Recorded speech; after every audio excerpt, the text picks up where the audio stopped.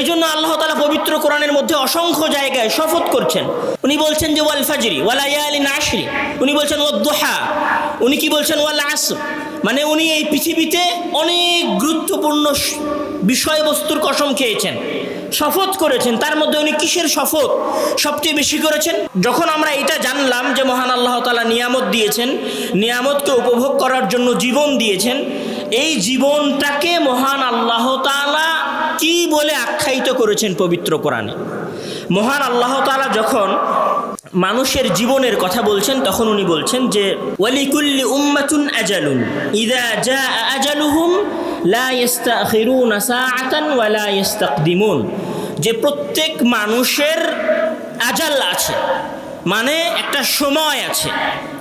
যখন ওই সময় শেষ হয়ে যাবে তখন ওই সময়ের 1 মিনিট আগে তার জীবন শেষ হবে না, আর ওই সময়ের 1 মিনিট পরেও তার জীবন শেষ হবে না। মানে যেই সময়টা তার যাওয়ার জন্য নির্ধারণ করা হয়েছে সেই সময়ই সেই দুনিয়া থেকে বিদায় নেবে।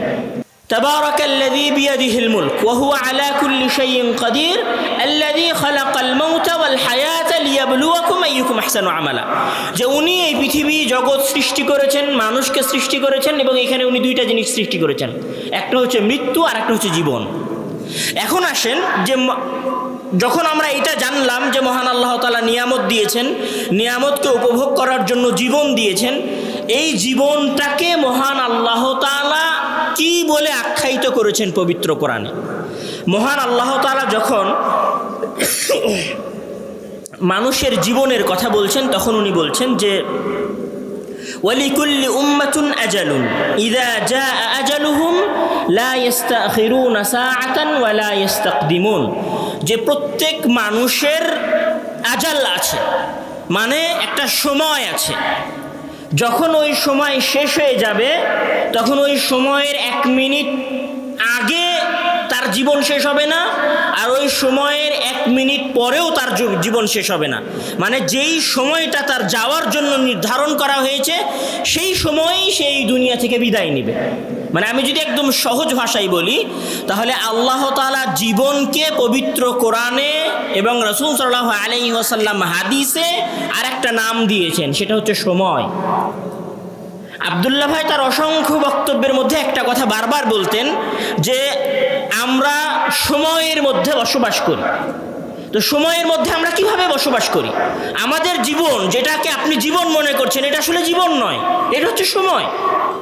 এই জন্য মহান আল্লাহ তাআলা পবিত্র কোরআনের মধ্যে বলছেন যে ইযা জাআ আহাদাহুমুল মাউত ফায়াকুল রাব্বি লাউলা আখারতানি ইলা আজালিন করিব ফাআসাদদাক ওয়া আকুম মিনাস সালিহিন, যখন তোমাদের কারো কাছে মৃত্যু উপস্থিত হয় তখন সে আল্লাহ তাআলার কাছে অনুরোধ করে যে আল্লাহ তাআলা যেন তাকে 1 সেকেন্ড সময় বাড়িয়ে দেয়। তাহলে মৃত্যুটা কি বলেন তো? মৃত্যুটা হচ্ছে সময় ফুরিয়ে যাওয়া, আর জীবন মানে হচ্ছে সময়। যতক্ষণ আপনি সময়ের মধ্যে আছেন ততক্ষণ আপনার জীবন আছে।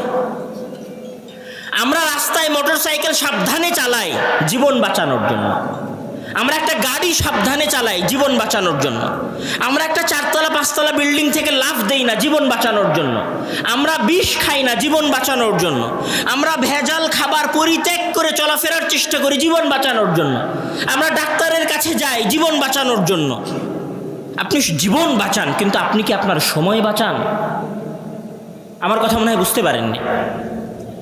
আমরা সবাই জীবন বাঁচানোর চেষ্টা করি, কিন্তু জীবন মানে তো সময়। আপনি কি আপনার সময় বাঁচানোর চেষ্টা করেন? আমরা আমাদের সময় বাঁচানোর চেষ্টা করি না, আমরা জীবন বাঁচানোর চেষ্টা করি। কিন্তু আপনাকে সবার আগে এই জিনিসটা বুঝতে হবে যে জীবন বাঁচানোর নাম হচ্ছে সময়কে বাঁচানো।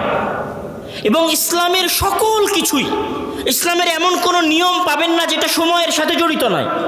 যেমন ধরেন আমাদের সবচেয়ে ফজিলতপূর্ণ 12 মাসের মধ্যে সবচেয়ে ফজিলতপূর্ণ মাস হচ্ছে, বা ফজিলতপূর্ণ মাস বলি না, ইবাদত বলি, সবচেয়ে ফজিলতপূর্ণ ইবাদত হচ্ছে সিয়াম পালন করা। সিয়ামটা কিসের সাথে সংশ্লিষ্ট? সময়ের সাথে সংশ্লিষ্ট। নির্দিষ্ট একটা সময় শুরু হয়, নির্দিষ্ট একটা সময় শেষ হয়ে যায়। এই যে সিয়াম আপনি রাখেন, এইটা একটা সময় শুরু হয় সকালে সুবহে সাদেকের সময়, মানে সময় শেষ হয়ে গেলে কেউ যদি সাহরি করে তাহলে তার সিয়াম হবে না। ধরেন সূর্য উঠে গেছে, কেউ যদি মনে করে যে আমি খাবার খেয়ে সিয়াম থাকবো, হবে না ইবাদত। তাহলে সিয়ামটা ইবাদতের সাথে সংশ্লিষ্ট। হজ অনেক বড় ইবাদত, কিসের সাথে সংশ্লিষ্ট? সময়ের সাথে সংশ্লিষ্ট। কেউ যদি মনে করে যে আমি মুহররম মাসে গিয়ে হজ পালন করব, হজ হবে? কেউ যদি মনে করে যে রমজান মাস অনেক ফজিলতের মাস, আমি রমজান মাসে গিয়ে হজ করে আসবো, হজ হবে? হবে না। উমরা হবে কিন্তু হজ হবে না। কেউ যদি মনে করে যে আমি ফজরের সালাত মাগরিবে আদায় করব, হবে? হবে না।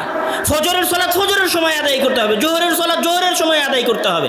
ইসলামের সকল ইবাদত সময়ের সাথে সংশ্লিষ্ট। এই জন্য আল্লাহ তাআলা পবিত্র কোরআনের মধ্যে অসংখ্য জায়গায় শপথ করছেন।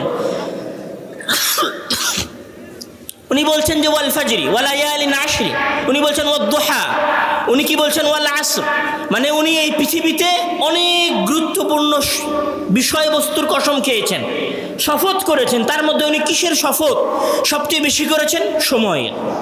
আমরা যদি সংক্ষিপ্ত করতে চাই কথা, তাহলে আমাদের কথা এটা দাঁড়াবে যে ইসলামের দৃষ্টিতে একজন মানুষের জীবনে সবচেয়ে মূল্যবান জিনিস হচ্ছে সময়, কেননা সময় মানেই জীবন।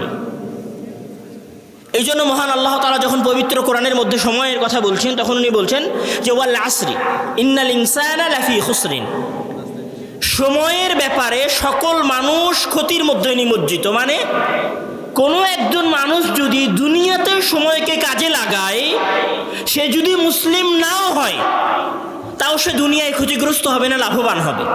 আর কোনো একজন মানুষ যদি সময়কে কাজে না লাগায়, তাহলে তার জন্য দুনিয়াতেও ক্ষতি, আখেরাতেও ক্ষতি।